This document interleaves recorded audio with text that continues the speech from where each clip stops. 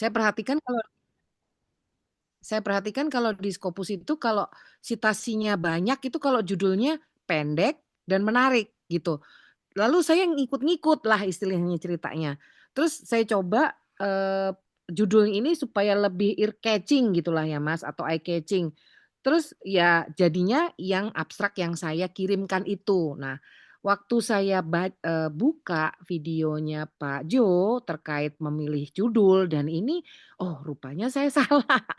Maksudnya, ternyata harus ada metode, harus berdampak secara signifikan itu, lalu ada, apa namanya tadi, objektivitas gitu ya Mas, supaya orang itu langsung ngeh, "Oh Iya. penelitianmu ini untuk apa?" Gitu.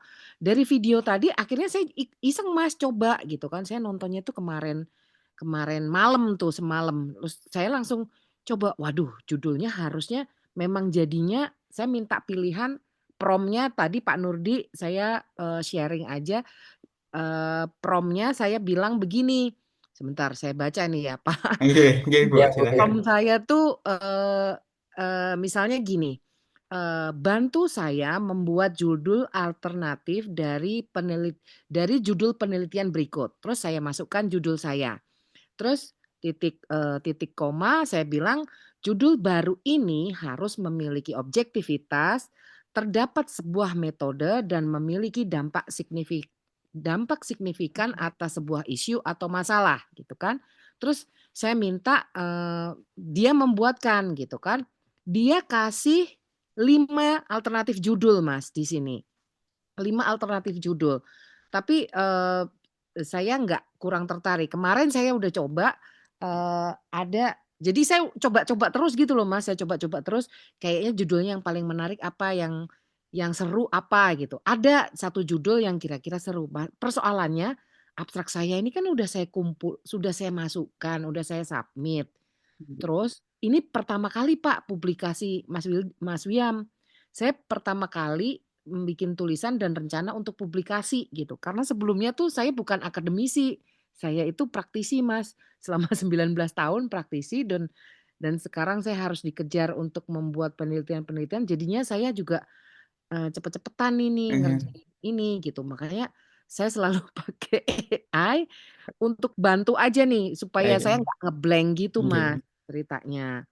Nah itu Pak Nurdi yang tadi saya bisa Oke. sharing. Oke. Nah sekarang kita dengerin nih dari Mas Wiam sebaiknya bagaimana gitu Mas Wiam. Terima Iya. Iya, kasih kasih. Bu. Terima kasih Bu Anastasia. Memang karena memang sekarang itu AI itu banyak sekali ya Bapak Ibu, banyak sekali dan memang tidak bisa dipungkiri AI itu sangat membantu kita. Tetapi kembali lagi AI itu hanya mesin dan kendali itu tetap kepada kita sebagai humanisnya, sisi humanisnya. Seperti tadi, jika kita membuat judul itu harus ada metode, signifikan dan objektif. Ibu boleh menggunakan AI untuk menanyakan adakah judul yang alternatif judul untuk judul ibu dan mungkin di AI itu disajikan beberapa judul. Ibu bisa pilih dari situ. Tapi yang perlu ibu garis bawahi adalah ibu harus memilih judul yang ada metode signifikan dan objektifnya. Itu nanti kalau dari AI itu tidak akan bisa memutuskan judul ini ada metodenya, ada signifikan, ada objektifnya, itu tidak bisa. Jadi, si AI ini hanya menyarankan beberapa judul dari yang sudah digenerate si AI itu. Tetapi nanti untuk memilih mana yang mau digunakan, Ibu tetap pilih berdasarkan metode signifikan dan objektifnya. Dan apakah Ibu sudah memilih dari salah satu judul itu, Ibu? Belum, saya masih, tetap sama dengan judul yang, pertama yang saya udah masukkan dalam, yang saya jadikan sebagai abstrak Mas. Iya, Itu belum pilihan-pilihan tadi belum saya istilahnya saya mau konsultasi sama Mas Wiam, satu itu. baik. Lalu juga, saya itu, bikin apa namanya, keyword-nya, bikin keyword-nya itu kan tadinya 3 itu dipilihin sama AI gitu kan. Kira-kira kalau judulmu seperti ini, abstrakmu seperti ini, kamu, bisa pakai keyword apa saja gitu. Nah, karena syarat dalam abstrak itu kan ada 5 keyword nih, 3 sampai 5 keyword. Saya bikin 5 tapi 3 ini yang pilihan AI, yang 2 saya pilih sendiri gitu Mas ceritanya, Iya, yang sesuai judul saya. Nah, Maksudnya saya mau konsultasi juga nih sama Mas William Baik, baik Ibu. kira-kira heeh, gimana nih gitu. Baik. Itu sih, Mas. Oke, mungkin bisa dituliskan saja Bu judulnya di Ok kolom chat. Nanti akan coba kita bahas untuk judulnya.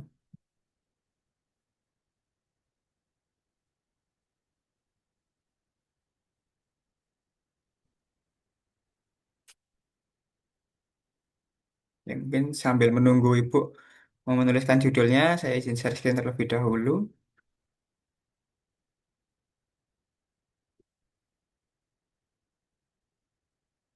ini judulnya, keyword-nya bisa saya tulis di Baik, sini, eee, boleh.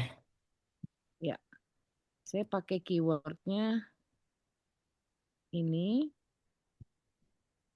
1, 2, 3, 4, 4 keyword, terus, terus kalau misalnya karena kan di awalnya saya pakainya pakai bahasa Indonesia gitu, Mas. Ya, Jadi, seperti ini bahasa Indonesianya, lalu keyword-nya sih tetap pakai bahasa Inggris gitu sih, Mas.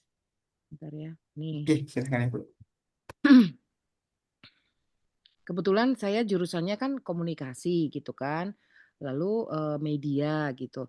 Lalu, saya tertariknya ketika banyak ex jurnalis itu terjun menjadi, apa namanya, content creator gitu. Baik, saya pastikan dulu. Tadi yang bahasa Indonesia sudah dituliskan ya Ibu. Sudah, ketika Personal jurnalis branding. menjadi merek, ya. Hmm,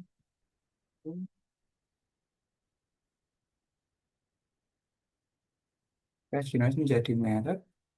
Studi fenomenologi pada personal branding, jurnalis di media digital. Ya, Baik, ini studi fenomenologi. Berarti studi fenomenologi di sini ini merupakan metodenya begitu nggak Ibu?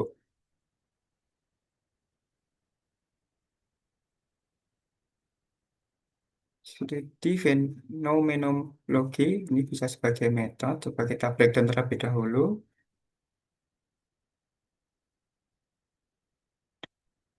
Ada personal branding. Oke. Mungkin kalau dari judul yang Ibu tuliskan di sini, ini adalah studi fenomenologinya. Ini bisa kita masukkan sebagai metodenya, sebagai cara yang Ibu gunakan, yang Ibu tawarkan dalam penelitian Ibu. Kemudian, personal branding, ex jurnalis di media digital ini sebagai objektifnya. Nah, di sini untuk signifikannya atau kebermanfaatannya, atau yang ingin Ibu ketahui apa Ibu di sini untuk studi fenomenologinya ini.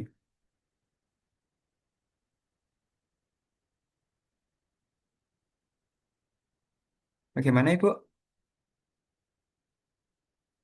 masih tertutup, maaf maaf. Oke. Jadi, saya pengen menyoroti, adanya fenomena transformasi antara transformasi profesi jurnalis ke arah personal branding karena adanya konvergensi media digital, gitu Mas. Terus, apa namanya, kan ada, eee, isu-isu krit isu-isu krisis terkait media institusi media gitu ya, maksudnya kayak misalnya gini, saya bilang banyak TV-TV yang sekarang mem-PHK karyawannya. Karyawan ini kan jurnalis-jurnalis ini kan. Lalu setelah mereka menjadi ex jurnalis, mereka sebenarnya bisa kemana nih?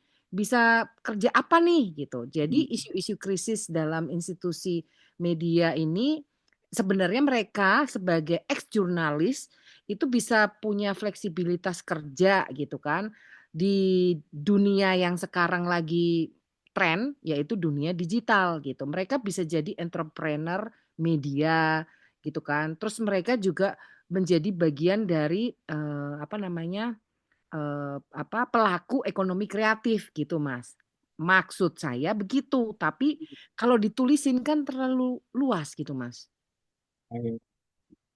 Kalau mungkin dituliskan kita garis bawahi tentang transformasinya begitu nggak Ibu tadi. Mungkin dari Oh, penjelasan yang Ibu eh, mhm, katakan tadi, di sini heeh. ada sedikit. yang saya tangkap itu adalah transformasinya. Jadi Oke. yang awalnya jurnalis itu bisa menjadi seperti konten kreator. Jadi Heeh. merubah personal brandingnya begitu nggih, Bu. Oke. Nah, jadi mungkin di sini kita bisa gunakan dulu Heeh. transformasinya ini, transformasi ini Heeh. sebagai signifikannya terlebih dahulu. Nah, Oke. kemudian yang penting kita sudah dapat metode, signifikan, dan objektifnya. Kemudian Heeh. coba kita susun ulang. Nah, dari Oke. sini yang ingin Ibu soroti atau yang ingin Ibu highlight itu adalah signifikannya atau metodenya. Dari situ dulu saja. Jadi kita buat yang ingin Ibu highlight itu adalah yang di depan, di bagian judul yang di depan. Heeh. Heeh. Mungkin di sini ketika ketika jurnalis menjadi merek, terus menjadi Eh, branding. Nah, jadi mungkin tentang personal brandingnya begitu ya, ya, transformasi, betul. Betul, Mas. transformasi, ini.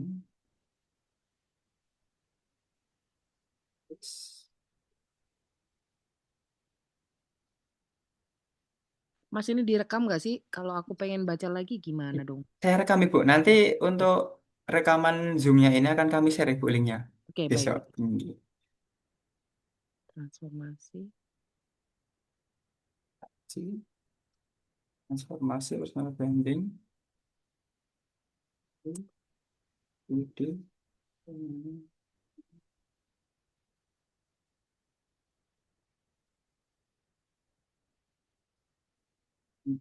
Jika seperti ini, bagaimana Ibu mengkaji transformasi personal branding ex jurnalis melalui studi fenomenologi? Oke. Nah, kemudian nanti untuk apa transformasi tentang personal brandingnya, nanti Ibu bisa bahas lebih lanjutnya di dalam uh, papernya. Oke. Media digitalnya nggak perlu saya munculkan di judul ya? Nah, ini untuk media digital. Mm-mm. Jika Ibu ingin memang personal brandingnya menuju ke media digital, silahkan dicantumkan. Tapi kalau mungkin hanya tentang personal branding ex jurnalis, Ibu ingin membahas khusus ke media digitalnya atau membahas tentang semua ex jurnalisnya, Ibu? Ex-jurnalis yang sekarang ada di media Oh, digital. yang sekarang ada di media digital, baik. Mm-mm. Nah, kalau seperti itu lebih baik memang ditulis, Ibu. Mengkaji Mm. Oke. transformasi personal branding ex jurnalis pada Di media digital. oh, di Oh, pada media media. pada Oke. ah, di media digital. Kalau melalui studi fenomenologi. Nah, mungkin seperti ini, Bu. Oke.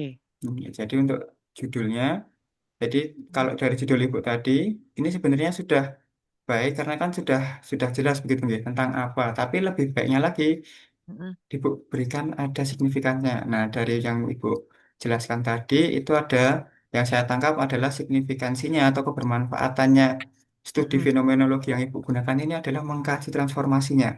Jadi di Mm-mm. sini saya membuatkan alternatif judul begitu nggak Ibu tentang mengkaji transformasi personal branding ex jurnalis di media digital melalui studi fenomenologi. Begitu Ibu? Iya, iya. Oke, Mas. Oke. Oke, Saya catat. Saya coba otak-atik lagi nanti, oke Mas. siap Matur Ibu. nuwun. Terima kasih, Mas. Sama-sama Ibu.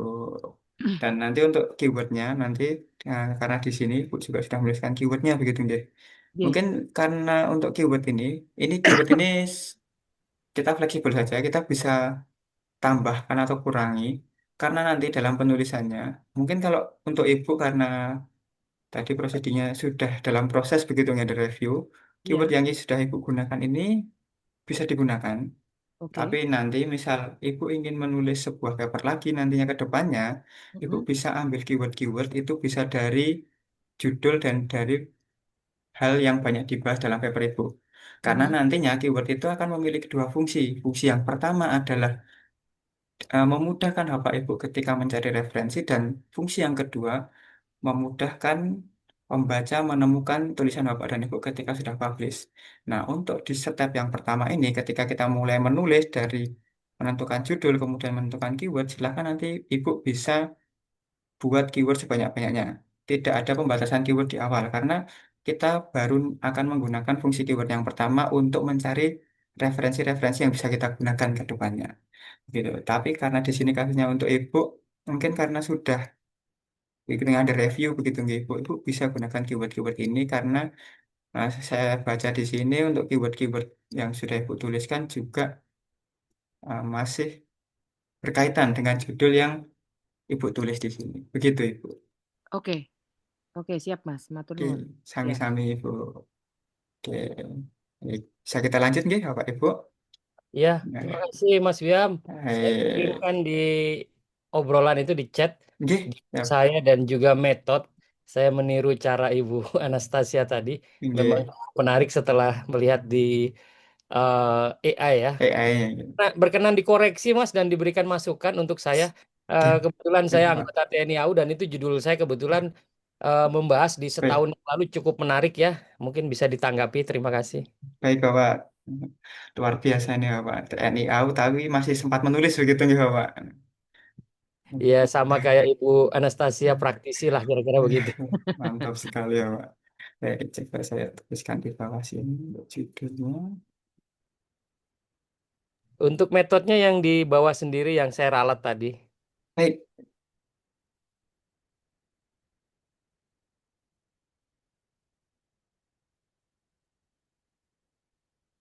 integrasi psikologi penerbangan ini, ya, Pak.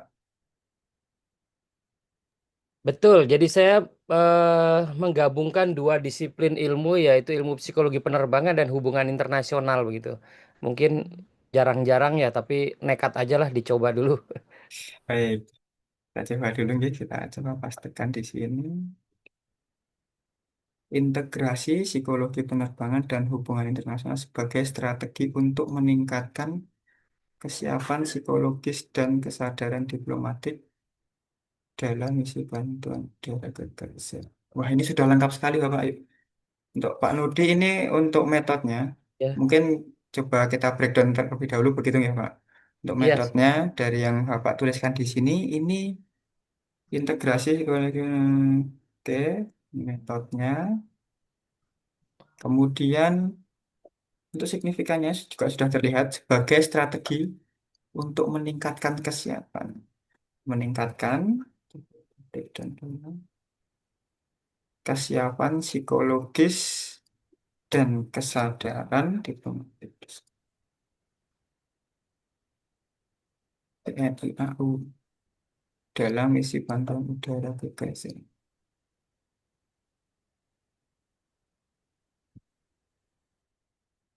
Baik, Pak, ini sudah lengkap.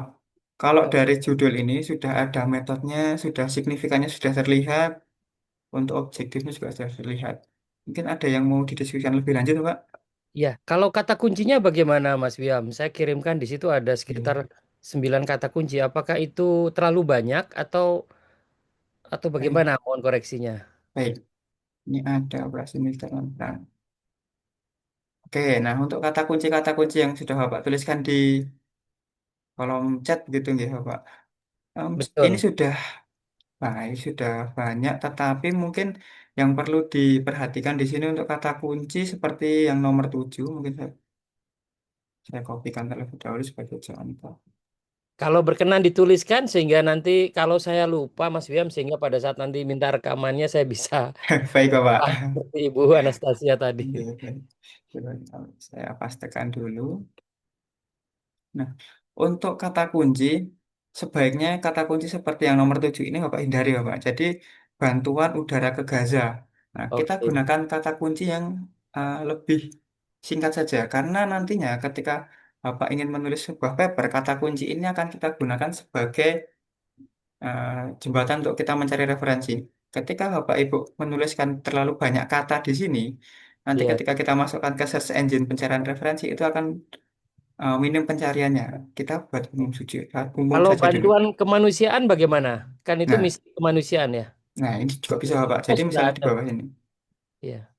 misalnya di sini ada bantuan misi kemanusiaan, ada bantuan kemanusiaan. Nah, Bapak bisa tambahkan sendiri saja, misalnya Bapak. Bantuan kemanusiaan. Nah, ini bisa jadi ada misi kemanusiaan, ada Ada bantuan bantuan. kemanusiaan. Kemanusiaan itu juga bisa. Kalau misalnya bantuan Coret udara aja ke nggak Gaza, apa-apa. nah ini Dihilangkan aja. kita bisa hilangkan saja. Ya. bantuan udara. Nah, nanti untuk Oh, Bapak oke. menuliskannya bantuan udara ke Gaza, itu nanti Bapak bisa tuliskan ketika Bapak melakukan digital writing. Nah, dalam Hmm. digital writing itu kan ada parafrase begitu ya, Bapak. Jadi misal Bapak cuma mengambil bantuan udara, keyword yang Bapak ambil dari sebuah artikel itu hanya bantuan udara. Dalam Oke. parafrase, Bapak mengambil bantuan udara itu, tetapi dalam penelitian Bapak, bantuan udara ini ditujukan untuk bantuan udara ke Gaza. Itu sangat bisa. Oh, oke. Nah, jadi untuk keyword-keyword yang seperti ini, nah kita kurangi saja. Jadi lebih baik keyword itu terdiri dari dua kata saja. Oh, Sebanyak-banyaknya tiga. Kalau bisa maksimal dua. Kalau mungkin ini terpaksa harus tiga, Mas, nggak apa-apa tiga. Tapi kita buat dua ini agar lebih luas. Karena iya. nanti untuk menyempitkannya lagi ketika kita parafrase. Gitu, Oh, Bapak. nah, kalau yang 8 itu kan terdiri dari 3 kata ya. Itu bagaimana? Karena kan saya akan mengintegrasikan dua disiplin ilmu nih, yang yang lintas yang dulunya belum tidak berhubungan, sekarang menjadi ada keterhubungan. Multidisipliner. Ya, Oke. oh iya ya, multidisiplin, Mas. Ya, Berarti jadi bagaimana kalimat tepatnya, multidisipliner gitu aja ya. bisa multidisipliner saja. Jadi integrasi multidisipliner ya. Mungkin berkenan Bisa. diperbaiki. Jadi misal di sini Ya, ya. Multidisipliner. multidisipliner. Disiplin. Ya, ya. Disipliner. Oke, multidisipliner. Disipliner. Atau mungkin ditulis biasa aja bahasa Oke, Indonesia. baik. Sebentar. Multidisipliner. Nah, kemudian yang nomor 9 di sini, Nah, itu strategi ketahanan mental tuh gimana ya? Ketiga kata ya. strategi ketahanan mental. Iya. Nah, strateginya bisa kita hilangkan saja, Pak. Oh, jadi ketahanan mental aja. Oke Oke, ya. atau mungkin kalau nanti kan karena ini kan keyword baru kita gunakan untuk mencari referensi. Ya. Strateginya juga Bapak bisa masukkan. Tetapi nanti ketika Bapak mau submit di sebuah jurnal itu kan akan meminta maksimal ada berapa keyword. Nah, Mm-mm. kalau ada maksimal berapa keyword, keyword-keyword yang cuma seperti strategi, karena strategi ini kan terlalu umum sekali. Kan Nah, ini umum bisa betul. hilangkan. Jadi Bapak gunakan keyword-keyword yang sudah mulai spesifik tentang tulisan Bapak. Oke. Nah, kalau untuk awal di sini, Bapak bisa masukkan semua. Misal seperti tadi, ada strategi ketahanan mental. Terus bingung mau bagaimana kita membuat dua katanya.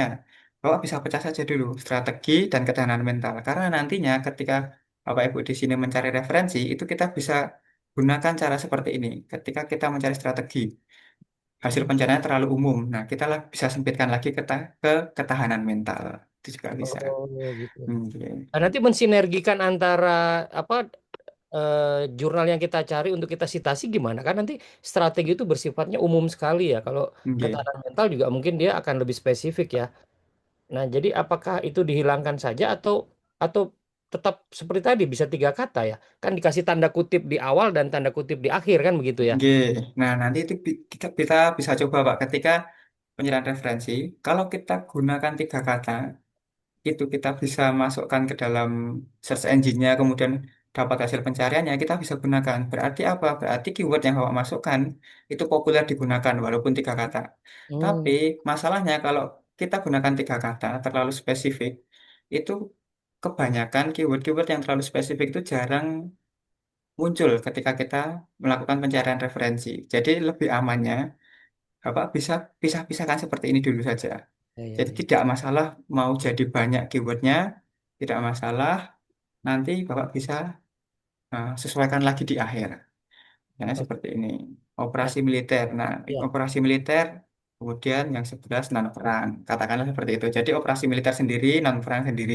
Oke. Nah, nanti kita gunakan Oh, iya. keduanya itu. Kita Atau gini, gabungkan. sebenarnya kan operasi militer non perang, kalau di militer Indonesia itu kan ada dua ya Mas Wiam, ada operasi militer non perang itu seperti bantuan kemanusiaan, bencana dan sebagainya. Atau itu saya ganti saja operasi kemanusiaan. Tapi Nah, tidak nanti perlu kan, diganti ya, Pak. oh oke, Tambahkan saja. oke oke oke, Nah, gitu aja. oke oke ya, baik. Jadi kalau saran dari Mas Wiam, ini 11 ini ada apa sekitar ya 8 9 10 11 12 kata kunci ini yang nanti kemudian dicari di jurnalnya itu ya. Oke, ya, Pak. Nah, jadi untuk di sini memang seperti yang tadi saya katakan, tidak ada pembatasan kata kunci. Mm. Lebih banyak kata kunci yang Bapak Ibu siapkan, itu lebih baik. Karena apa? Karena jika Bapak Ibu menyiapkan banyak kata kunci, nantinya juga Bapak Ibu juga akan menemukan banyak referensi. Nah, referensi-referensi itu yang penting Bapak Ibu dapat saja. Entah itu nanti digunakan atau tidak, itu nanti kita akan masuk ke sesi yang selanjutnya. Oh, Begitu, oke. Pak. Ya, ya, ya. Oke, paham. Terima kasih, Jadi Mas. sama-sama Pak Nurdi. Ya, baik, Mas mungkin Wiam, saya silakan Ibu. Mas salam Mas Wiam, saya juga Ibu. sudah menulis di kolom chat. Baik Ibu. Eh, Oke, Salmiwati, judul saya itu Holistic Human Development in Islamic Boarding School karena baik. saya dari pendidikan Islam. Eh, ini sudah saya tuliskan di chat. Baik. Coba saya kopikan terlebih dahulu nggak Ibu? Di Baik. bawah Pak Nurdi Nurdi, tadi. nggih, siap.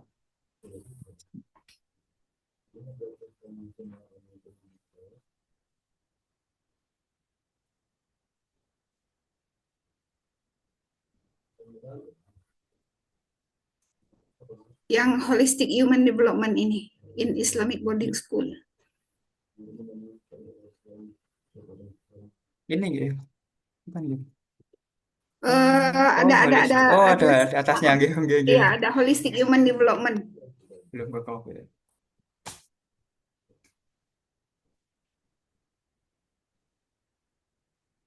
Holistic Human Ya, Development in Boarding School. Baik. Mungkin coba saya bahasa Indonesia terlebih dahulu begitu nggih, Bu. Daripada nanti saya ya. takutnya salah pemahaman begitu nggih.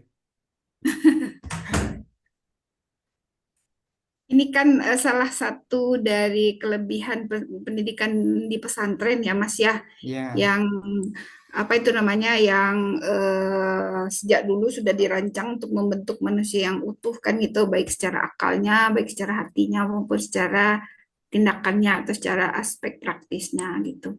Jadi saya mau melihat itu apa itu namanya, kekhasan dari pendidikan di pesantren ini nanti juga akan saya hubungkan dengan saya carikan relevansinya dengan abad 21 gitu, pendidikan abad 21. baik. Relevansinya. Nah, ini berarti relevansinya ini bisa sebagai signifikansinya begitu nggih, Bu. Itu Iya, mencari tentang relevansinya. Coba kita breakdown terlebih dahulu pembangunan manusia holistik di pondok pesantren.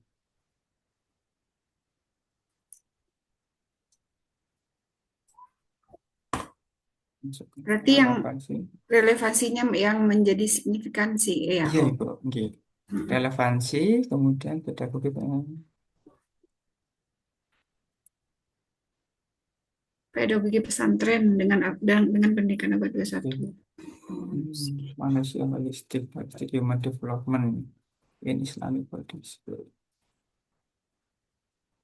Berarti holistic human development-nya ini sebagai Metodenya. metodenya, nggih, Bu. Holistik, pembangunan manusia holistik. Kalau di bahasa Indonesia kan agak aneh begitu, nggih, Bu. Pembangunan manusia holistik. Lebih cocoknya holistic human development-nya di pondok pesantren, Eh, relevansi. pendekatan pendidikan holistik di pondok pesantren Nah, itu maksudnya, Mas. pendekatan, ya, Ya, pendidikan. pendekatan pendidikan holistik di Oke. pondok pesantren, ya mungkin bisa dibandingkan dengan model pendidikan ibarat kan gitu. Iya, nah kalau seperti ini malah lebih enak ya Bu. Pendidikan pendekatan holistiknya ini sebagai metodenya gitu ya. Yang holistik, pondok pesantren, relevansi pedagogi pesantren dengan abad. Pendidikan holistik. Relevansinya itu berarti mengkaji relevansi atau bagaimana Ibu? Ya, apa itu namanya? Ya memang relevansi bagaimana pendidikan di pesantren itu dengan pendidikan abad 21 kan, yang dituntut dalam pendidikan abad 21 itu kan ada 6C kan gitu ya. Iya, Sebenarnya itu dalam di pesantren juga sudah ada, sudah misalnya critical thinkingnya, misalnya melalui latihan bahsul masail, misalnya kreativitinya apa, ada tafsir kontekstual, misalnya kolaborasinya apa, karena mereka kan hidup di asrama. Komunikasinya apa, kan mereka dilatih pidato, dilatih khutbah kan gitu, baik. interaksi lintas daerah, lalu karakter dan etiknya penanaman penanaman nilai kan, karena memang sangat apa ya, sangat kuat di pesantren gitu. Iya, baik. Jadi Tapi kak, saya akan carikan relasinya itu dengan keterampilan abad 21, potensi abad 21 gitu. Kira-kira gimana Mas? kalau seperti ini sudah bisa Ibu, sudah mencakup semua aspeknya. Maksudnya di sini kan Ya, sudah ada metodenya, pendekatan pendidikan holistik di pondok pesantren. Kemudian relevansinya ini yang kita gunakan sebagai signifikansinya, kebermanfaatannya. Jadi kan Ibu ingin menguji relevansinya. ya, Nah, pesantren ini di pendidikan abad 21. Nah, ini bisa ya. Ibu, sudah bisa digunakan Ibu. Oke. Kalau untuk kata kuncinya mungkin Kata bisa kuncinya baik, kata eh, kuncinya. holistic human development. Oh berarti mulai dari pendekatan ya, Ya, pendekatan kita pendidikan bisa yang breakdown holistik. seperti ini Bu untuk keywordnya. Tapi mungkin di atas-atas tadi kan sudah kita contohkan untuk keyword-keyword yang mungkin Ya, dari Bapak Ibu yang sudah menemukan dari AI. berarti nggak Nah, masalah 3 kata ya Mas. Biasanya kan 2 kata kan gitu ya. iya, sebenarnya tidak masalah untuk keyword 3 kata. Yang penting keyword tersebut populer digunakan di Scopus, Ibu. Jadi kalau Oke. Bapak Ibu ingin mencari referensi dari Scopus, kemudian menggunakan keyword 3 kata, biasanya keyword 3 kata itu lebih spesifik. Dan untuk pencarian Hmm. referensi, sebaiknya Bapak Ibu menggunakan keyword yang jangan terlalu spesifik, lebih ke umum terlebih Oh dahulu. gitu. Hmm. Nah, jadi makanya kenapa tadi saya katakan untuk membuat menjadi 2 kata saja sebenarnya untuk di situ saja, Ibu. Kalau untuk bisa atau tidaknya bisa 3 kata. Ya, Nah, oke. mungkin di sini untuk keywordnya kita bisa breakdown dari judulnya, dari pendekatan pendidikan holistik.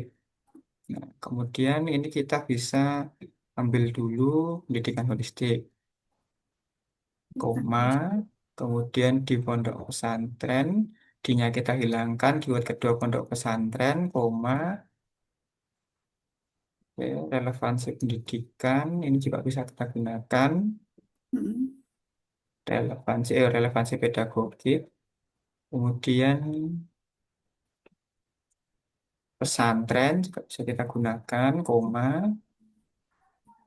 dengannya kita hapus. Pendidikan abad 21. Nah, nanti karena mungkin kan Hmm. pendidikan abad 21 ini terlalu panjang begitu nggih keywordnya. Nah, nanti Ya, Bapak Ibu bisa cari keyword yang populer tentang pendidikan 21. Terkadang ada beberapa keyword itu ya. bukan dituliskan sebagai pendidikan abad 21, tapi mungkin modern education, edukasi di era Hmm. modern. Nah, itu mungkin bisa. Nah, nanti kita bisa cek lagi yang populernya ketika kita pencarian referensi. Ya. Nah, jadi dari judul untuk keyword itu kita bisa ambil beberapa keyword ini. Ada pendidikan holistik, pondok pesantren, relevansi pedagogik, kemudian pesantren itu sendiri, kemudian pendidikan abad 21 atau mungkin pendidikan modern ini juga bisa. Nah, nanti Ibu bisa tambahkan lagi dari em, banyaknya sebuah kata itu dibahas dalam paper Ibu nantinya. Itu juga Ya. bisa. Gitu Ibu. Ya, makasih banyak Mas. Iya, sami-sami Ibu. Oke. Sekarang giliran saya, Mas. Baik Bapak, kita lanjutkan lagi. Ya, judulnya juga sudah saya paste Oke, di kolom chat. applying Applying brain engage. Applying brain-based learning to enhance cognitive skill, evidence from Indonesian secondary school. Oke, tuliskan dulu.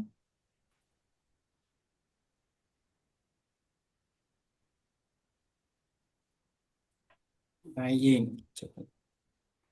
Ya, Bahasa Indonesia kan terlebih dahulu ya Pak. Bentar. ya, hah, Ini mohon maaf ini bahasa Inggris saya ternyata kurang begitu bagus daripada kita salah tafsir di sini. Nggih. ya, hah.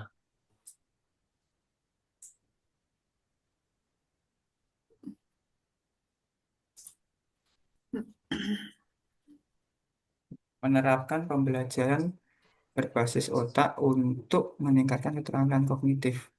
Bukti dari Ya, sekolah. evidence. Nggih. Ya, Oh, oke. Potensi. Nah, kalau di sini dari yang saya baca ini juga sudah sesuai begitu ya Pak untuk hmm, tentang MSO-nya tadi untuk metodenya juga sudah ada, signifikannya juga sudah, objektifnya juga sudah. Coba kita breakdown terlebih dahulu.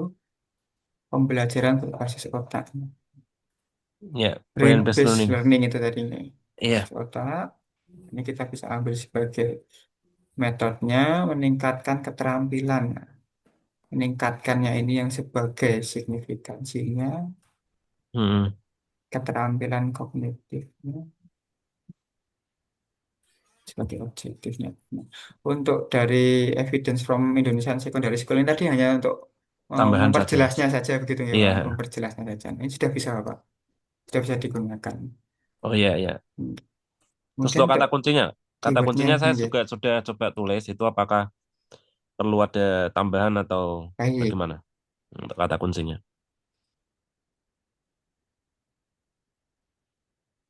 keywordnya, Ya, di kolom chat ada itu. baik. Kalau misalkan ada yang perlu ditambahi atau revisi ya, bagian yang mana? Education, science, itu juga bisa. Brain based learning sudah jelas yang kita bahas. Kemudian cognitive skill, keterampilan kognitif sudah.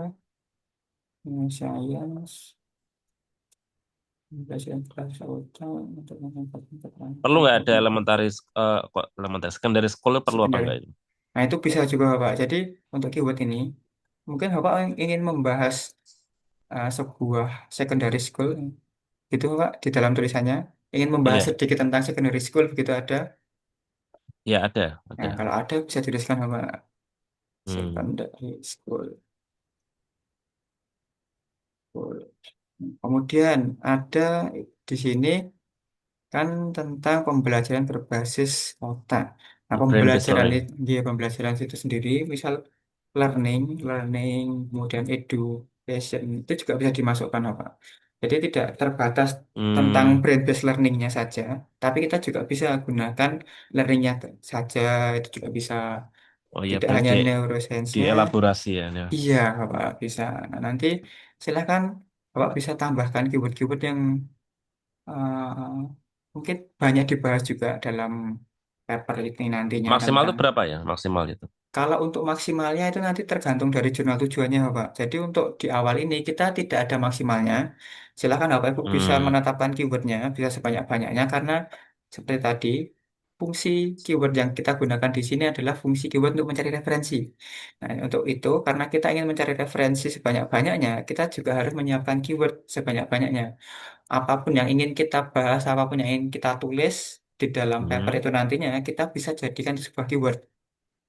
Oh Nah, iya baru ya. nanti ketika kita submit, baru kita pilih kira-kira mana ini yang paling sesuai atau yang paling menunjukkan tentang penelitian kita. Begitu, Bapak. Iya ya. Oke, baik. Terima kasih Mas Wian. Oke, sama-sama, Bapak Ahmad. Hmm. Oke, mungkin kita lanjut lagi, gitu. Setelah Bapak Ahmad, ada Ibu Mm. Lilis. Iya, Pak. Saya Ye, judulnya sudah saya tulis ye. Counseling Testing Konseling untuk mengurangi kecemasan akademik akademis mahasiswa. mahasiswa. Nah, itu kita kopikan terlebih dahulu.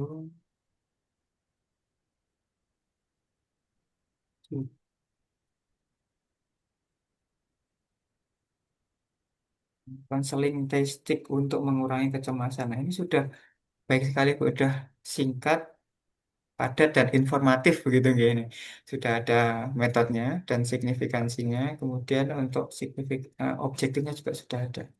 Untuk dulu Oke, kita berarti breakdown. keywordnya Ya, keywordnya nanti kita bisa breakdown dari judulnya. counseling testing. Bisa, Kecil. Eh, bisa kita masukkan di sini mengurangi. Nah, untuk mengurangi, jadi untuk signifikansinya ini bisa signifikansi untuk meningkatkan, mengurangi, begitu ya Bapak Ibu. Ya, Tergantung dari penelitian Bapak Ibu yang dilakukan. Dan di sini objektifnya. Nah, kemudian untuk keywordnya, kita bisa dari judulnya, kita breakdown terlebih dahulu. Untuk keywordnya dari judul ini, counseling testing, koma. Untuk mengurangi, ini kita bisa hapus saja kecemasan akademik. Kecemasan bisa kecemasan sendiri, bisa kecemasan akademik, akademik. nggih. Kemudian mahasiswa juga bisa sendiri dan karena konteksnya mahasiswa mungkin ada universitasnya juga. Hmm. Universitas. Kemudian mungkin ada spesifiknya Ibu, kecemasan akademiknya di bidang mungkin di bidang apanya gitu? Biasanya dalam menentukan ini, pertama dalam menentukan apa, judul skripsi ya atau Hmm, tesis kalau S2. berarti tentang tugas akhir Termasuk begitu nggih. menyelesaikan studi ya, Nah, itu bisa berarti tentang menyelesaikan studi. Nah, kita tulis penyelesaian studi ya. kita bisa penyelesaian studi. Kita bisa tulis terlebih dahulu saja. Nah, nanti untuk Ya. penyelesaian studi ini apakah populer atau tidak digunakan, nah, itu nanti kita bisa cek. Kita bisa Mhm. tuliskan dulu saja penyelesaian studi misalnya. Kemudian tadi tentang skripsi tesis atau mungkin tentang tugas akhir.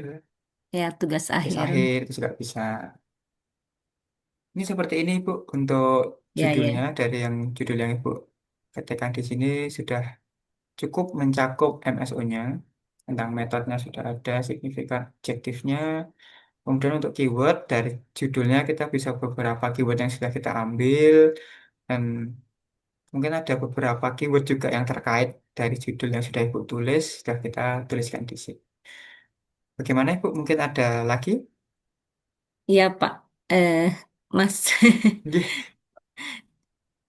Saya kira cukup lah gitu. Baik, Sebetulnya nggih. saya tuh ada dua yang ini tuh. Pertama di mahasiswa, terus yang kedua ada tentang ini konseling Islami untuk membangun karakter anak usia dini. Tapi Hmm. mana yang lebih hit di zaman di sekarang gitu. Nah, itu saya jadi apa? Bimbang gitu. Iya, baik. Nah, nanti itu Ibu bisa seperti tadi yang mungkin saya jelaskan Mas Wildan gitu. Nggih. Mana yang baru hype? Nah, coba Ibu tentukan salah satu kata kunci pokoknya. Misal, kalau di sini kan Ibu ingin mengkaji tentang kecemasan akademik mahasiswa gitu, nggih. Ya, Nah, kecemasan akademik mahasiswa ini nantinya silahkan di sesi yang selanjutnya, sesi kedua besok, kita akan mencari referensi. Nah, oh Ibu ya, bisa gunakan kecemasan akademik mahasiswa ini dalam sebuah keyword untuk pencarian referensi. Kalau yang hmm, ditemukan dalam keyword kecemasan akademik mahasiswa banyak di dalam tahun-tahun terakhir, karena kan kita bisa filter di 5 tahun ya, terakhir ini, kok banyak, berarti ini sedang hype. Nah, yang satunya tadi tentang eh, pendidikan karakter.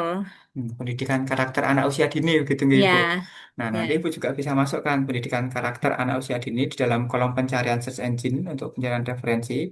Silakan dimasukkan. Nah, nanti bisa kita lihat kira-kira dalam 5 tahun terakhir ini, dalam yang baru-baru ini banyak ditulis orang, banyak diterima oleh jurnal itu yang mana? Nah, itu nanti Ibu bisa pilih dari situ, Ibu.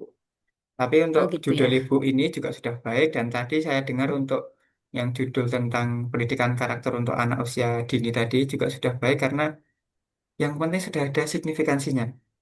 Ya, Sudah ya, sudah ya, jelas manfaatnya tentang apa yang ingin ditawarkan. Terkadang kan ya, ada yang sesuatu yang ditawarkan kok suatu objek tapi kita masih ngambang tentang signifikansinya. Nah, dari judul Ibu ini sudah jelas untuk signifikansi. ya, Gitu ya. Ibu. Ya, terima kasih, Mas. Iya, sami-sami Ibu. Baik, kita lanjutkan lagi ya Pak Ibu. Kita lanjutkan ke Bapak Dominikus. Selamat malam Bapak. Malam, malam, malam Pak, Baik, malam Mas. ini Itu ya Pak untuk itu How menurut saya Teachers ya Support. Mas. Itu Baik. dulu sebenarnya sudah pernah saya coba submit ya di Oke. AER nasional ya, American Education.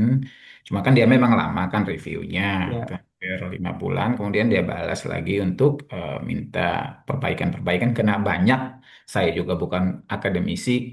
Karena saya akhirnya agak lepas gitu, los gitu. oke. Saya mau coba lanjut lagi. Ini kan hasil disertasi saya sebenarnya seperti itu. Itu sih eh, Pak Wian. Jadi dari judul ini coba dicek ya. Baik ya eh, Pak. menu MS. Eh, oh tadi ya. Iya, MS-nya tadi ya. JJ. Bagaimana respon dukungan guru membangun perilaku pengambilan risiko cerdas siswa kaderisme? Karena ini saya kan pelitinya di siswa untuk materi atau apa ya mata pelajaran kimia. Karena kan Hmm, siswa kan sering tidak suka belajar kimia gitu ya. iya, Jadi, bagaimana respon dukungan guru ini biasanya membangkitkan semangat mereka untuk belajar bahwa kimia itu mudah gitu loh Mas. baik. Gitu sih tujuannya.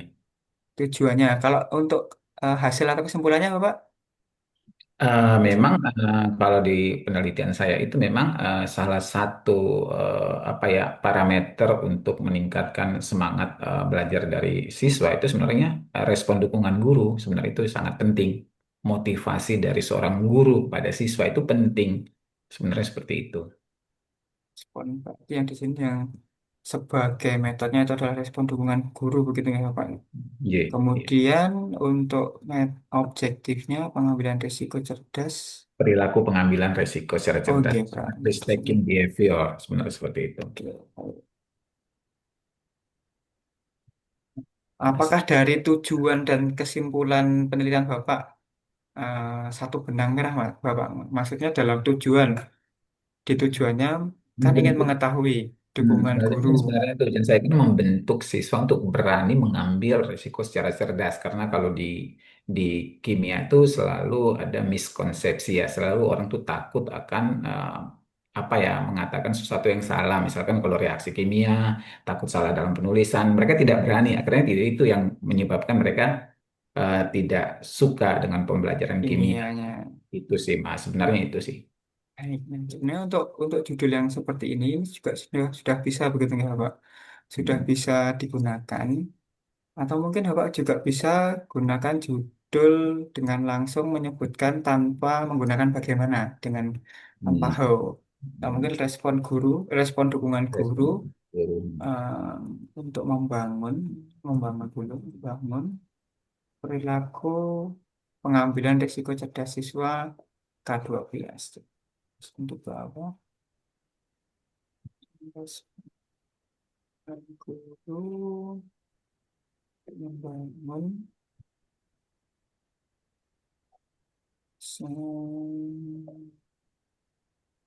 Iya, keyword. risk. Berarti ini risk, maksudnya risk taking atau apa gitu, Pak?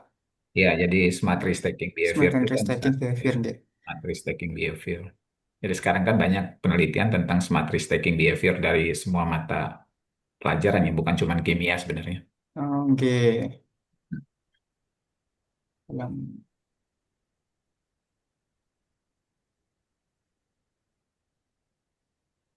bangun,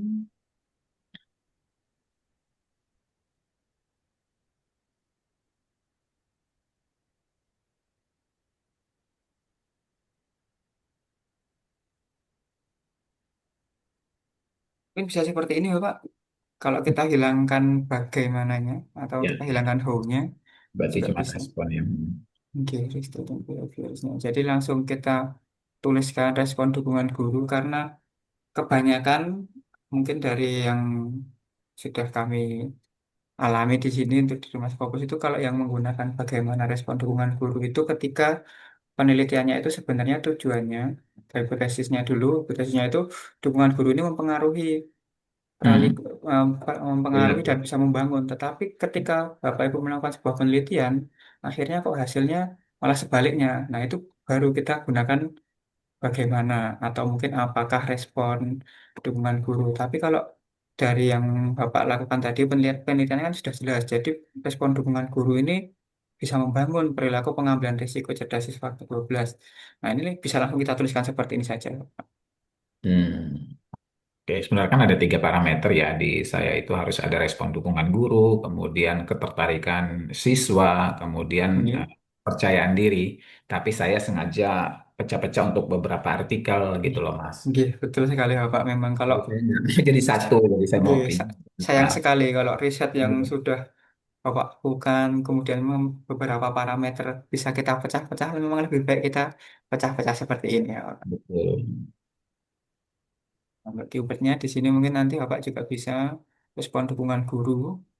Ini kalau memang ini populer digunakan banyak yang uh, menulis, itu pasti walaupun 3 kata kunci itu juga bisa digunakan. Iya, iya. Nah, dan kita dalam membangun perilaku pengambilan risiko. Ini tadi kalau dalam bahasa Inggrisnya tadi smart risk taking behavior gitu ya Pak. Nah, ini bisa juga ini smart risk taking ini kita bisa gunakan langsung 1 kata kunci. Nah, nanti kita bisa cek lagi. Ya, memang smart risk taking ini satu kata kunci, betul sih. Smart risk taking ini biasanya satu kata. Ini kita bisa gunakan langsung dalam sebuah kata. Perilaku pengambilan risiko. Nah, ini untuk cerdasnya nanti kita bisa langsung masukkan ke atas atau untuk umumnya kita bisa hilangkan dulu juga tidak masalah. Kemudian nanti baru ketika kita pencarian referensi, smart risk Hmm. taking, behaviornya nanti kita bisa susulkan atau nanti kita bisa sesuaikan. Gitu. Hmm. Siswa. Oke, ini saya ambil siswa. Siswa atau siswa K12 Pak yang mungkin Nah, siswa kelas ini ya SMA kelas 10 ya sebenarnya oh, saya teliti itu. oh ini K12 ini apanya ya Pak? Kurikulum 12 ya. Oh, kurikulumnya. Hmm. Oke. Tapi nggak Baik, usah mungkin. sebenarnya nggak usah sih ditulis Oke. K12 ya. Berarti ini lebih baik kita langsung hilangi saja ya Pak, langsung Iya, ada iya, siswa gitu. iya. Tapi masih kurang banget ya untuk keywordnya ya. Kalau memang saya sengaja bikin keywordnya dikit, harusnya kalau di sini kan mintanya kan biar banyak supaya kita dapat referensi Oke. si pencarinya. Ini bisa misalnya Bapak kan kita seperti tadi yang Ibu yang atas tadi mungkin punya Ibu tadi kan membahas tentang mahasiswa. Nah, karena kita Hmm. membahas tentang mahasiswa, kita gunakan juga universitas. Nah, karena di Oke. sini kita membahas tentang siswa, Bapak Hmm. juga bisa masukkan sekolahnya mungkin di tingkat sekolah SMA. dasar atau Ya, menengah betul, betul gitu. sih. Kalau saya di sekolah menengah atas SMA ya Berarti bisa. kan Bapak Ibu bisa masukkan ke dalam high school, senior Hmm. high school seperti itu. Nah, itu juga bisa siswa sekolah menengah atas. Nah, itu juga bisa. Kemudian Bapak tadi membahas tentang pelajaran kimia. Hmm. Masukkan saja pembelajaran, ya, pembelajaran kimia, kemudian kimianya sendiri itu juga bisa. Nah, seperti ini, Pak. Jadi untuk memperbanyak keyword itu sebenarnya tidak terbatas dari judul, tapi memang ya sudah judul ini kita membahas tentang apa? Tentang siswa. Siswa berarti berkenaan tentang sekolah. Sekolah berkenaan tentang materi pembelajarannya, tentang pelajarannya apa saja, itu juga bisa kita masukkan. Yang saya kemarin kan batasin kalau kimia kan terlalu umum. Saya kan Oke. kemarin fokus di salah satu materinya adalah ikatan kimia sih sebenarnya, chemical bonding. Jadi saya arahnya ke sana. Jadi bisa cari ikatan kimia juga Nah, ya. bisa juga Pak. Nah, ini kan ikatan kimia juga bisa kita tambahkan. Juga bisa. Seperti itu aja Pak. Iya, iya, makasih. Ya, Iya, ya, makasih sama-sama. Mas Wil. Ya. Sama-sama Pak. Baik, kita lanjutkan lagi setelah Bapak Dominikus, ada Bapak Hafiz. Ya, selamat malam Mas Iya, Wiam. selamat malam Ya, Bapak. judul yang saya tulis di room chat itu Oke. adalah judul yang saya susun sebelum mengenal pola MSO. Oke. Ya, nah kemudian di situ ada kata beruk ya. Jadi mohon maaf ini mungkin riset saya ini riset yang saya lakukan di kampung, bahkan ini di ujung atau di atas gunung. Jadi riset mendiso ini Wih, sebetulnya. Namun sebelum itu izinkan saya untuk share screen Mas ya, oh, sedikit aja baik biar Bapak. bisa dipahami beruk itu apa gitu. Boleh ya? Boleh Bapak, Ya, silakan. baik. Mohon maaf Bapak Ibu yang lain. Oke.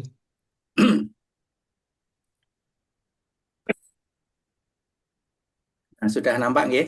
Oke, sudah Bapak. Nah, ini mohon maaf Mas Wiam ini asalnya dari mana Mas? Saya dari Jogja Bapak. Oh, Jogja, oh, nah, berarti yang ngerti nah beruk gitu. Oke, oke. Cuman mungkin sekarang sudah jarang. Oh ya, saya dari Pekalongan ya, dari eh, kota Pekalongan, walaupun riset saya ini yang ada di Kabupaten Pekalongan. Jadi ini adalah beruk atau tempurung kelapa yang digunakan untuk menakar beras. Nah, kemudian di di bawah gambar beruk itu saya tulis pesan atau message yang ingin saya sampaikan kepada calon pembaca naskah saya. Nah, jadi saya berangkat dulu dari message yang mau saya deliver ke calon pembaca. Apa sih pesan yang ingin saya sampaikan? Pesan yang ingin saya sampaikan adalah bahwa beruk sebagai satuan ukur tradisional. Nah, jadi kan beruk ini tadi untuk menakar atau mengukur beras ya. Nggih. itu berdasarkan riset saya itu berperan dalam menjaga ketahanan pangan keluarga dan menjaga harmoni sosial masyarakat. Nah, itu pesan yang ingin saya deliver ke calon pembaca saya. Nggih. Nah, di kalimat itu ada, maaf, di judul itu ada beberapa kalimat yang saya beri 3 warna berbeda. Yang berwarna ungu itu adalah methodnya. Kemudian yang berwarna biru itu adalah Nggih. Signifikan. signifikannya. Adapun yang kuning itu adalah objektifnya. Ya. Nggih. Nah, eh, ketika tadi belum mengenal MSO, judul yang saya tulis dalam bahasa Inggris itu yang tertera di bawah yang tadi saya tulis di room chat ya. Nggih. Baru as traditional measurement unit in communal and domestic spaces ya. Jadi baru sebagai unit pengukuran tradisional di ruang domestik dan ruang komunal atau ruang publik. Nah, yang dimaksud dengan ruang publik itu adalah sosial harmoni, sementara di ruang domestik itu Domestik. adalah family food security, ya, ketahanan pangan keluarga. Nggih. Nah, jadi kalau menyesuaikan dengan pola MSO, maka judul yang kemudian saya susun adalah yang ada di tengah ini. Ya, yang kemudian kalau kita susun dalam bahasa Inggris, yang ungu ini adalah biru ini S-nya, kuning Nggih. adalah O-nya. Kurang lebih seperti itu. Mohon untuk pencerahannya Mas Wiam. Matur nuwun. Saya ditutup enggak nih? Di sini aja Pak, nggak apa-apa Pak. Oke, Nah, ya. sekalian saja. Nah, ini untuk judul Bapak, ini Bapak, saya rasa Bapak sudah memahami sekali begitu nggih Bapak tentang MSO-nya tadi. Dan di sini sudah terlihat jelas tentang metodenya, sudah Bapak tuliskan tentang Guru as Traditional Measurement Unit. Nah, ini kan memang apa yang ingin Bapak kenalkan kepada calon pembaca, yaitu tentang Guru ini sebagai alat ukur tradisionalnya, satuan ukur tradisionalnya. Nah, kemudian Bapak tuliskan di depan, sudah baik, sudah tepat. Kemudian in maintaining family food security and social harmony. Untuk family food security and social harmony dan dengan communal and domestic space, kira-kira lebih menarik yang mana Bapak? Kalau dalam konteks ini. Kalau saya Kalau- sih lebih tertarik di menggunakan diksi communal and domestic ya. Oke. Nah, nanti komunal itu bentuknya apa? Itu di social harmony based on result ya. Nanti Oke. kalau di anatomy papernya Pak Ju itu kan di bagian nomor 4 ya kalau nggak Iya, salah. oke, betul Pak. Nah, itu dan seterusnya gitu. Kira-kira dijelaskannya di apa nanti di bagian Oke. result. Tapi ya antara menggunakan communal domestic atau family food atau social harmony ya nanti sambil jalan lah kira-kira mana yang lebih Iya, Bapak, betul. sesuai ya. Oke, Kalau bisa. menurut Mas Wiam yang mana? Nah, kalau menurut saya memang lebih cocok ke communal and domestic space untuk judulnya. Kemudian nanti untuk family food security and social harmoninya, nanti Bapak bisa jelaskan lagi ke dalam body of paper-nya. Hmm, Seperti yang tadi Bapak katakan dalam kerangka anatominya ya. yang Pak Juser itu. Ya, jadi lebih baik mungkin dari yang di tengah ini, tapi tentang family food security and social harmoninya kita ganti menjadi communal and domestic space. Ya. Gitu Pak dari Ya. saya. Ya, cuman memang kalau kita menggunakan kata maintaining sebagai subjek, kemudian O-nya itu tetap communal and domestic spaces itu nanti agak kurang nyambung tampaknya ya. Nyambung. Oke. Nah, iya. Menjaga apa kok?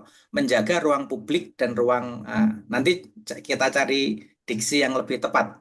Bisa, Pak. Nah, itu yang penting kita sudah dapat dulu gambaran awal judulnya. Jadi memang Bapak Ibu di sini jangan terlalu berlama-lama terjebak dalam judul ya begitu. Nggih. Walaupun mungkin saya rasa untuk pembahasan judul ini kok kayaknya terlalu lama, terlalu mendetail. Sebenarnya tidak. Kita kok menetapkan judul ini.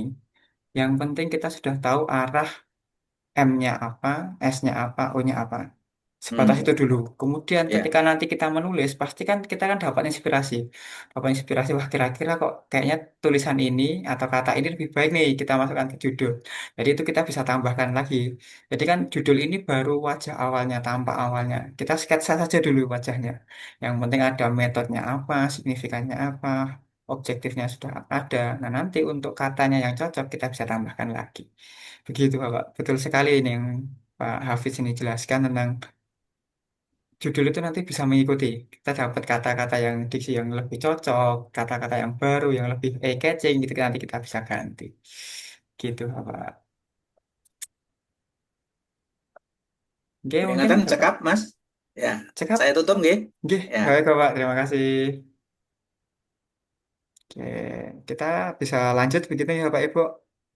Kemudian kita selanjutnya ke Ibu Ane Nuraini. Selamat Ya, malam Ibu.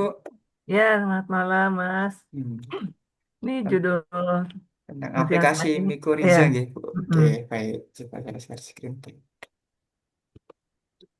Ini udah tepat belum judulnya kayak begitu? Baik, saya kopikan.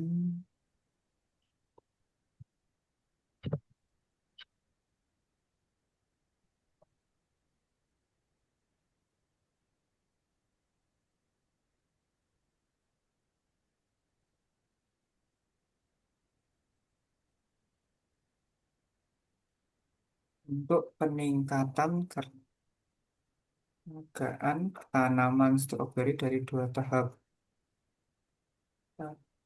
Itu ada tahap. Oke, baik Ibu mungkin bisa dijelaskan sedikit tentang judulnya ini Ibu. Ya. Jadi ini ya di tahap aklimatisasi dari kultur jaringan itu Oke, pada tanaman stroberi kita perbanyak dengan kultur jaringan. Itu perlakuannya itu ada beberapa tahap subkultur. Jadi ada 1 kali subkultur, 3 kali subkultur, dan 6 kali subkultur. Nah, itu kemudian nanti di waktu aklimatisasinya diberikan mikoriza supaya meningkatkan ketahanan atau keragaan dari tanaman tersebut pada saat aklimatisasi. Begitu. baik. Jadi Hmm, jenis jadi ada dua ini ya. Di di di kultur jaringan di lab, kemudian nanti ke tahap aklimatisasi. Nah, supaya kuat diberi ya kuat. mikoriza. Oke. Ya. Ini berarti yang ingin Ibu highlight berarti sudah betul untuk di depan untuk aplikasi Mhm. mikorizanya ini sudah Ya. bisa. Kemudian Mhm. signifikannya juga jelas tentang Mhm. peningkatan Keragaan peningkatan performance ya lah, performance itu. peningkatan Keragaan keragaan. maksudnya. Oke, nah peningkatan keragaan. Dan kita bisa gunakan dan tanaman nah ini juga bisa Ibu sudah bisa Ibu ini untuk judulnya untuk dari komponen-komponennya dari metode signifikan Ya. dan objektifnya ini juga sudah ada semua Mhm. gitu Ya. Ibu. Kemudian untuk keywordnya mungkin Ibu sudah Keyword. menemukan beberapa keyword Ibu dari judul Ibu Nah, ada 5 dari sini aja judul dari dari judulnya saja Mikoriza, nggih. ya, Mikoriza, kemudian strawberry, tahap subkultur dan aklimatisasi.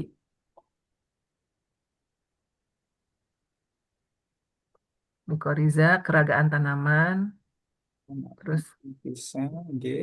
mm, Strawberry juga bisa ya strawberry. ya, Kemudian dua tahap ini ya, bisa jadi dua tahap subkultur juga. aja, Oh, subkultur subkulturnya saja ya. aja, subkultur aja, dan aklimatisasi. Subkultur, kemudian aklimatisasi. Nah,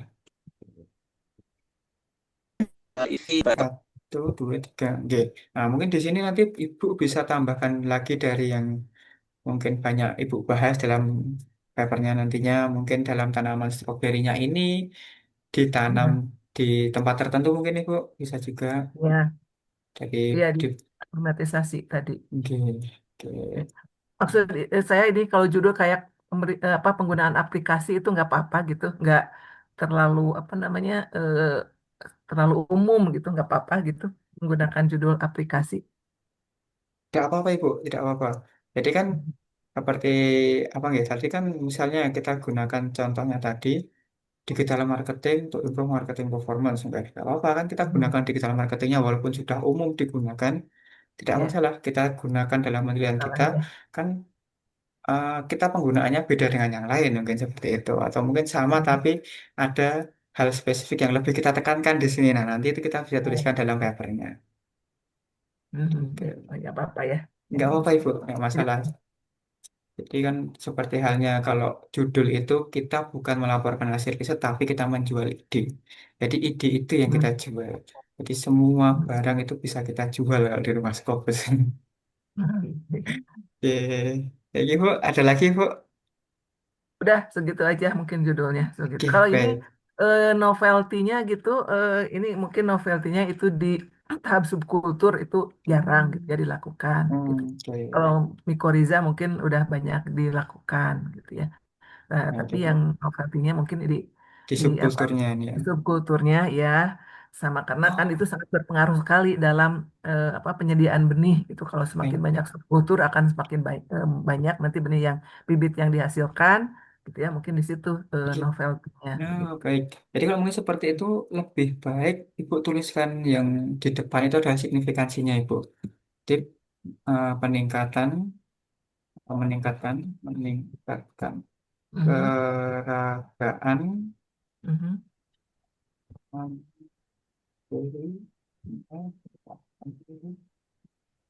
Oh, dibalik.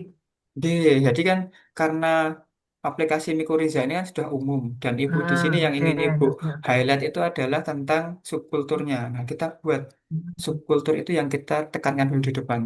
Nah, Oh subkulturnya gitu ini ya. bagaimana? Oke, oke. Nah, kita meningkatkan keragaman ini menggunakan subkultur, Mhm. menggunakan akan Mhm. aplikasi Mikoriza seperti ini bisa itu. Jadi karena seperti tadi yang Ibu katakan tentang mikorrhiza ini sudah umum, kita taruh di belakang. Nah, di sini yang ingin kita tonjolkan itu adalah tentang subkulturnya. Silahkan taruh di depan saja, gitu. Mhm.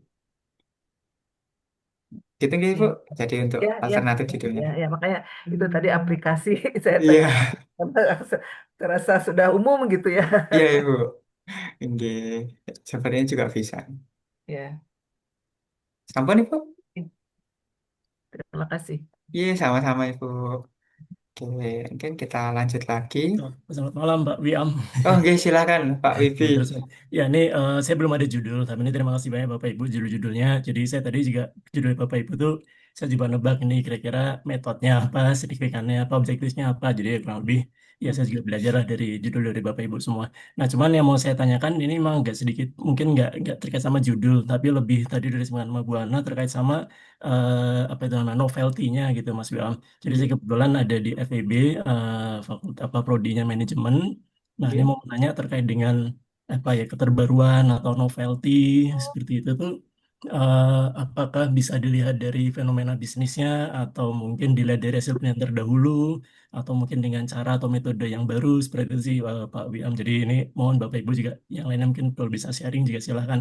Jadi kita ambil contoh katakanlah contoh fenomena terkait dengan jumlah wisatawan asing yang datang ke Indonesia ternyata dengan ribuan apa yang namanya dengan negara kita yang luas ini ternyata jumlah wisatawan asing yang datang ke Indonesia itu ya tidak banyak dibandingkan dengan apa negara yang lain atau apakah Iya, bisa dijadikan sebagai apa itu namanya fenomena bisnisnya gitu ya juga. atau termasuk berikutnya apakah kita lihat dari penelitian terdahulu eh, ada ketidakseragaman atau ketidakkonsistenan hasil jadi ada yang berpengaruh ada yang tidak berpengaruh seperti itu atau Oke. mungkin perlu mencari sesuatu yang baru. Contoh kalau kita bicara mengenai kualitas layanan antara apa namanya restoran bintang 5 dengan warteg, ketika juga pastinya memiliki pengukuran yang berbeda. Nah, kita mencari Iya. keterbaruannya dari ya pengukuran tersebut karena tadi juga dari Bu Ana tadi bilang dari novelty-nya dari sub apa tadi itu aklimatasi atau apa dan sebagainya. Iya. Apakah memang bisa dijadikan sebagai keterbaruan seperti itu karena kan kalau kita bisa di Scopus kan memang harus ya novelty-nya atau keterbaruannya kan memang benar-benar eh, Ah, dilihat di situ. terlihat begitu nih Pak. Oke. Baik ya, Baik. mau Sip. matur suwun Pak. Oke, sama ya Pak. Jadi untuk novelty itu memang kita bisa dapatkan dari mana saja Pak. Fenomenanya juga bisa kita angkat sebagai novelty. Mungkin kita mengkaji penelitian-penelitian terdahulu kok ada sesuatu hal yang belum banyak dibahas ini. Kemudian kita bahas sekarang itu juga bisa. Jadi untuk novelty ini tidak hanya terbatas kepada sebuah mungkin fenomena ataupun penelitian ataupun eh, cara pelayanan itu sebenarnya tidak terbatas dari itu, tapi Bapak Ibu bisa cari dari berbagai macam aspek. Seperti tadi, mungkin karena di penelitian-penelitian terdahulu membahas tentang fenomena pariwisata di Indonesia. fenomena pariwisata di Indonesia, berbagai macam pariwisata di Indonesia.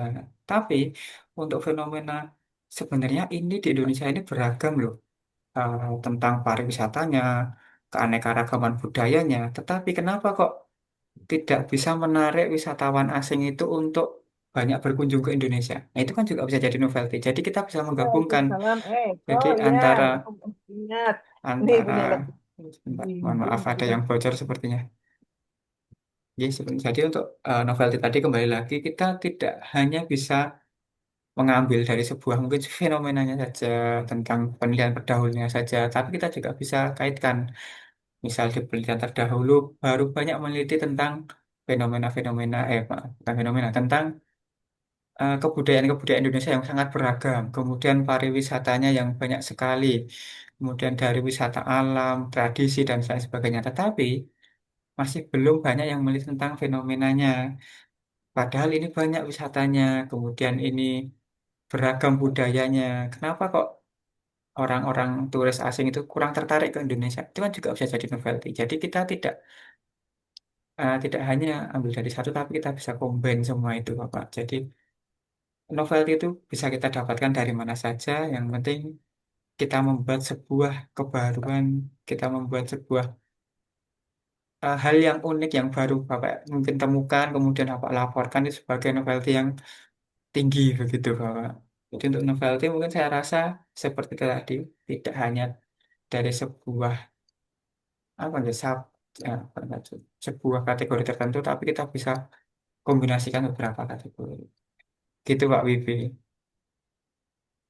Iya, jadi baik, berarti termasuk kalau measurementnya atau pengukurannya juga apa namanya baru itu juga bisa kita sampaikan gitu ya. Bisa, Berarti bisa Pak. pengukuran adalah mengikuti budaya lokal atau local wisdom daerah tersebut gitu kan ya. Nah, itu juga bisa Pak. Oke, baik siap. Oke, baik, terima kasih banyak Ya, Pak Biang. terima kasih kembali Pak Widi. Kemudian kita mungkin bisa lanjutkan lagi. Mas Wiam, boleh saya bertanya satu hal dengan Pak Gih, Nurdi? Ya, silakan Pak Nurdi. jadi dengan judul-judul tadi dari apa ya, Bapak dan Ibu yang sudah menyajikan ini, berarti di dalam Scopus nantinya itu dia akan melihat judul itu apakah memenuhi dari sudah terpenuhi MSO-nya atau belum sehingga dia dapat diterima atau tidak. Apakah begitu? Oke, baik. Jadi sebenarnya di sini MSO ini hanya sebagai untuk membantu paper Bapak Ibu ini eh, berpotensi lebih diterima di Scopus. Dalam artian ketika Bapak Ibu submit ke sebuah jurnal, dari editor jurnal, review jurnal itu ketika melihat papernya, dari judulnya saja sudah mulai tertarik. Kalau Oh, mungkin Bapak Ibu baru menuliskan pengaruh A terhadap B, itu kan belum jelas. Tapi kalau Bapak menuliskannya A meningkatkan kinerja B, itu kan bisa. Jadi kan lebih terlihat jelas untuk signifikan yang diberikan.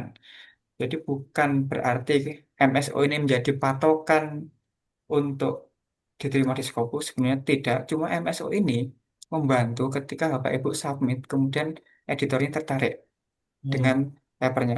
Seperti halnya kalau mungkin yang sering di analogikannya Pak Jo itu, penelitian itu adalah tentang urusan memasaknya di dapurnya. Sedangkan menulis paper itu adalah tentang menyajikan di meja makan. Ketika Bapak Ibu melakukan sebuah penelitian, ada data yang jelek, jangan kita masukkan. Ketika kita menggoreng sebuah mungkin gorengan ada yang gosong, jangan kita hidangkan yang bagus-bagusnya saja. Nah, dalam penyajiannya itu adalah judul paper yang menggunakan MSO. Jadi ibaratnya kalau Bapak Ibu menyajikan sebuah makanan, di komplit ada gorengannya, ada mungkin cabenya atau mungkin sambelnya. Mungkin analoginya seperti itu, analogi sederhananya. Nah, di sini MSO itu membantu seperti itu Bapak Ibu. Jadi ketika editor jurnal, reviewer dari jurnal itu melihat dari judulnya saja, oke, kita bisa lanjut lagi ke proses yang selanjutnya karena judulnya ini dirasa sudah menarik, menggambarkan secara singkat apa yang Bapak Ibu tulis dalam papernya. Gitu Pak Nurdi. Oke, satu lagi nih. Oke, Sebelumnya mohon maaf Bapak dan Ibu kalau saya banyak bertanya. Jadi setelah kita tadi menentukan MSO dari judul kita dan keywordnya, next kan kita akan mencari jurnal dari masing-masing keyword tersebut ya. Baik. Kemudian dari masing-masing keyword yang sudah kita dapatkan jurnal itu nanti kan kita spesifikkan lagi dari mungkin jumlahnya satu keyword itu mungkin dari 100.000 kita spesifikkan lagi sampai yang citasinya paling banyak. Setelah itu baru kan kita kalau kemarin kalau nggak salah Pak Jo bilang titik-titik yang paling ada tidak membaca naskah karena itu nanti akan terlalu lama. Apa saya nggak tahu titik-titik depan awal saya lupa. Artinya ketika kita melihat oh ini banyak yang terblok misalkan dari satu tulisan itu ada 10 maka itu yang kita ambil kemudian kita kopas kita tempel begitu. Begitu ya Pak Mas Ih, Ilham. betul sekali Bapak. Jadi memang kalau Pak Jo itu mengajarkan di rumah Scopus itu bukan mengajarkan menjadi rajin tapi malah menjadi malas. Jadi malas untuk membaca, tapi kita bisa menyelesaikan tulisan. Karena kalau Bapak Ibu membaca terlalu detail menyeluruh dari setiap artikelnya, nanti malah keasikan membaca karena Bapak Ibu di sini saya rasa dengan eh, keilmuan Bapak Ibu ini sangat suka mengenai ilmu-ilmu baru. Jadi kalau Bapak Ibu membaca secara utuh, nanti malah akan hanya membaca sebuah artikel dan menulis papernya malah akan tertinggal. Nah, maka dari itu di sini memang kita cari referensi sebanyak-banyaknya, kita baca, tapi kita baca secara cepatnya saja. Di paper tersebut membahas banyak kata kunci yang ingin kita tulis, masukkan. Nah, untuk menyesuaikan dengan tulisan kita, itu nanti ada di bagian tahap parafrase. Itu nanti yang ingin, itu yang akan menjadi, membuat referensi-referensi yang kita cari itu bisa mendukung tentang kalimat kita. Gitu, Bapak. Jadi untuk judul ini yang penting kita sudah membuat judul saja, maka dari itu kita tidak perlu berlama-lama dalam menetapkan judul karena nantinya judul ini juga akan fleksibel ketika kita menulis.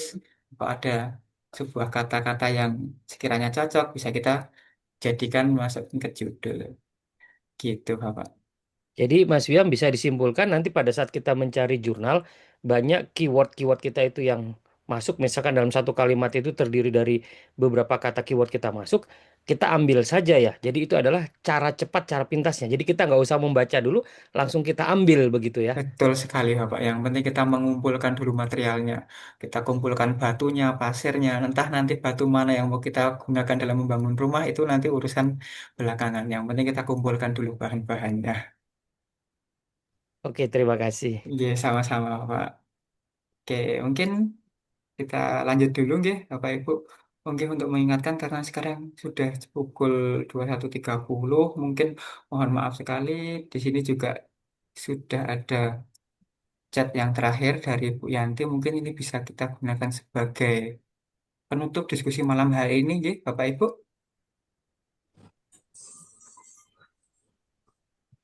Oke, mungkin kita lanjut ke Ibu Yanti Aneta. Selamat malam, Iya. Ibu Yanti. Malam Pak Wiam. Nggih. Oke, judulnya yang ada di chat nih, Bu. Iya, iya Pak. Oke, kita tekan dulu. Ada koreksi Pak Wiam? Baik, Ibu. Jadi di sini ada tata kelola sumber daya lokal untuk meningkatkan desentralisasi Realisasi fiskal. fiskal. Oke. Nah, ini juga sudah judul yang singkat tapi informatif. Informatifnya di sini sudah ada signifikansinya. Jadi Ibu tidak hanya menjelaskan tentang metodenya apa sih, metodenya apa, objektifnya apa, tetapi sudah ada signifikansinya, kebermanfaatannya. Dan mungkin di sini kalau dari judul yang Ibu tuliskan, kalau kita breakdown dari metodenya, ini metodenya tata kelola sumber daya lokal ini nggih, Bu. Iya ya, iya Pak. Oke. Kemudian signifikannya tentunya untuk meningkatkan, Ya, objektifnya di sini untuk sentralisasi. desentralisasi fiskal. Iya, Oke, baik. Dan untuk judulnya sudah baik. Dari mungkin yang ingin Ibu tonjolkan atau mungkin Ibu highlight, memang tata kelola sumber daya lokalnya, Ibu. iya. Karena iya di tata kelola sumber daya lokal Pak Wiam. Oke, baik. Nah, jadi kalau seperti itu, untuk judul ini sudah tepat, sudah bisa Ibu gunakan. Kemudian untuk bagian keywordnya, mungkin Ibu sudah menemukan beberapa keyword, Ibu. Iya, karena ini kan permasalahannya bagaimana tingkat ketergantungan pemerintah daerah terhadap pembiayaan dari pusat. Maka untuk itu, dalam tata kelola keuangan di daerah itu, pemerintah harus bisa mengoptimalkan tentang bagaimana budaya-budaya lokal, bagaimana potensi lokal atau kebijakan lokal dalam suatu daerah, supaya ini nantinya bisa jadi sebagai sumber pendapatan asli daerah. Sehingganya kita tidak terlalu tergantung lagi pada pembiayaan dari pusat. Seperti Pembiayaan. itu, Pak Rian. Baik Ibu, jadi mungkin dari judul ini Ibu bisa gunakan keywordnya tata kelola sumber daya lokal, desentralisasi fiskal ini bisa digunakan. Kemudian tadi seperti halnya yang Ibu katakan tentang pemerintah daerah. Nah, karena pemerintah daerah mungkin nanti di paper Ibu banyak dibahas juga Ibu, ada Iya, dibahas juga. iya, Nah, oke, Ibu juga bisa tambahkan di sini pemerintah daerah. daerah. Nah, seperti ini. Kemudian pemerintah daerah, pemerintah pusat, atau mungkin Pusat. peraturan Ya, daerah, kebijakan. Ya, ya. kebijakan begitu ya, Kebijakan, ya. kebijakan daerah. Nah, ini juga bisa. Ya, Nah, nanti hal apapun yang ingin Ibu tuliskan dalam papernya, Ibu bisa tuliskan dalam keywordnya. Jadi tidak hanya terbatas seperti yang sudah sedikit oke. saya tuliskan di sini, tapi nanti dalam prakteknya ketika mungkin di besok sesi yang kedua ada pencarian referensi menggunakan keyword-keyword yang sudah Bapak Ibu buat. Ada sebuah keyword lagi Bapak Ibu juga bisa tambahkan. Tapi mungkin sementara di sini Ya, yang dari yang saya tangkap ada beberapa keyword berikut Ibu. ya. Berarti Pak Wiam dia masih punya peluang untuk bertambah ya untuk keywordnya. Bisa, sangat bisa Ibu. Jadi Oke. untuk keyword ini, keyword terutama keyword dalam pencarian referensi ini dalam penulisan paper itu pasti nantinya Bapak Ibu akan mendapatkan keyword-keyword baru. Kemudian dalam penulisan paragraf pertama, wah kok Ya. kayaknya keyword ini bisa nih kita gunakan cari referensi itu juga bisa. Oh Tidak ya, menutup kemungkinan untuk menambah keyword. baik, baik. Ya. Terima kasih Pak Wiam. Oke, sami-sami, sama-sama Ibu. Oke, mungkin sebelum kita tutup ada lagi yang mau ditanyakan Bapak Ibu?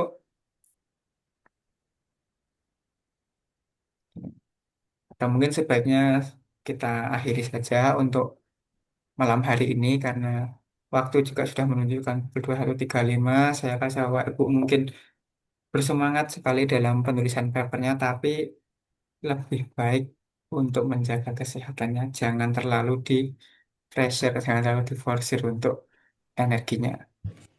Menulis Ya, paper tetap semangat, tapi istirahat tetap cukup, begitu ya Bapak Ibu. Oke, mungkin karena sudah malam dan untuk sesi malam hari ini tentang pembahasan judul, ada beberapa judul yang sudah kita bahas. Nantinya akan saya rapikan lagi dan akan saya share ke grup mungkin besok, begitu ya Bapak Ibu. Dan jika di luar Zoom ini Bapak Ibu ada yang ingin ditanyakan, silahkan Bapak Ibu bisa tanyakan ke saya langsung melalui Japri ataupun chat di grup ataupun mungkin dari judul atau alternatif judul yang sudah kita bahas tadi. Kok masih ada yang mungkin ngeganjel kemudian Bapak Ibu mendapatkan sebuah judul baru ingin didiskusikan lagi, silahkan.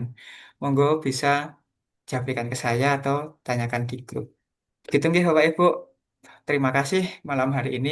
Terima kasih semangatnya begitu Bapak Ibu. Mungkin ada ya, lagi yang mau ditanyakan sebelum saya tutup. udah Pak. Selamat beristirahat Pak Wiam. Baik, Terima baik Bapak kasih Ibu. Mas Oke, Rian. terima Ya, kasih Bapak Ibu. Terima sukses kasih. Iya, Bapak Ibu. Pak Rian. Baik, Semangat. Bapak Ibu semua, terima kasih. Terima Ya, kasih, semangat selalu Malam. Bapak Ibu. Dan mungkin saya tutup, saya akhiri. Banyak salah, banyak kurangnya dari saya mohon maaf yang sebesar-besarnya. Saya akhiri. Wassalamualaikum warahmatullahi wabarakatuh. Selamat malam Bapak dan Ibu semuanya. Assalamualaikum warahmatullahi Waalaikumsalam. Waalaikumsalam Terima warahmatullahi kasih wabarakatuh. Mas Terima Rian. kasih Bapak Sama-sama Ibu. Bapak Ibu, Iya. terima kasih. Tetap semangat selalu nih Bapak Ibu. Jangan lupa jaga kesehatan.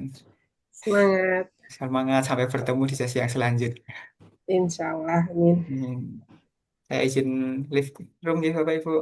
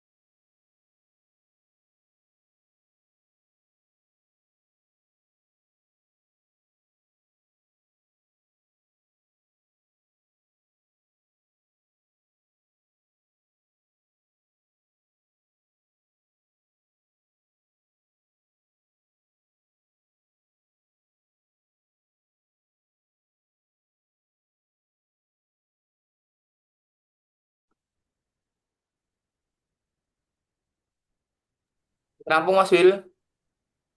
Wes, Ini bisa tak end Zoom ya Mas Wil? ya, Oke, siap. Makasih Mas Wil. siap. Terima kasih.